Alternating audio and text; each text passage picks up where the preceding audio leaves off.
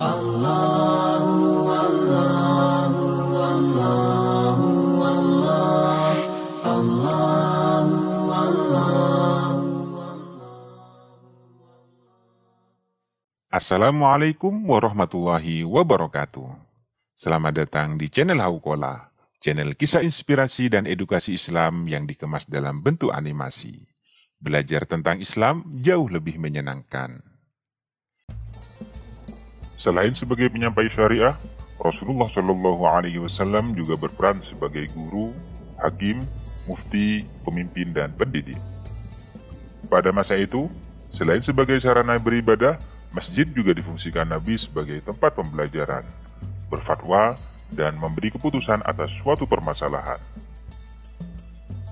Sebagai guru terbaik, Nabi Muhammad SAW memberikan pembelajaran kepada para sahabatnya secara langsung di dalam berbagai kesempatan, baik ketika berada di dalam sebuah majelis ilmu, atau ketika beliau sedang bersama dengan para sahabatnya di dalam situasi dan kondisi apa saja, seperti medan perang, pasar, rumah, atau tempat-tempat yang lain.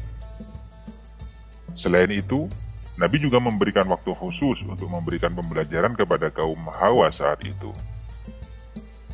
Sejarah mencatat bahwa pembelajaran hadis pada masa Rasulullah terbagi menjadi dua bagian. Pertama, metode penyampaian hadis, dan yang kedua, metode pemahaman hadis. Berikut perinciannya. Metode penyampaian hadis pada masa Nabi adalah sebagai berikut. Pertama, pengajaran secara bertahap sebagaimana Al-Quran yang diturunkan secara bertahap. Kedua, pengajaran hadis secara fleksibel, dengan artian Nabi tidak pernah menentukan kapan dan di mana beliau akan menyampaikan hadis. Ketiga, pengajaran hadis di dalam majelis-majelis ilmu yang Nabi adakan. Keempat, penyampaian hadis yang disaksikan oleh para sahabat, baik berupa hadis qauli, fi'li, atau hadis takriri. Kelima, menyampaikan hadis dengan metode yang terbaik, dengan artian beliau mengajarkan hadis dengan lemah lembut.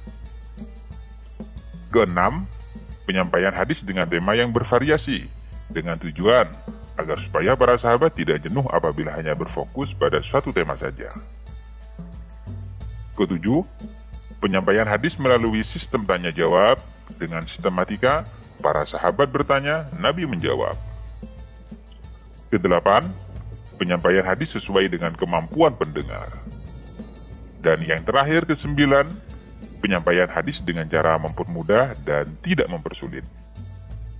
Metode ini adalah metode yang ditempuh Nabi dengan tujuan agar suatu pembelajaran terhadap sahabat dapat diterima dengan mudah serta mendapatkan hasil terbaik.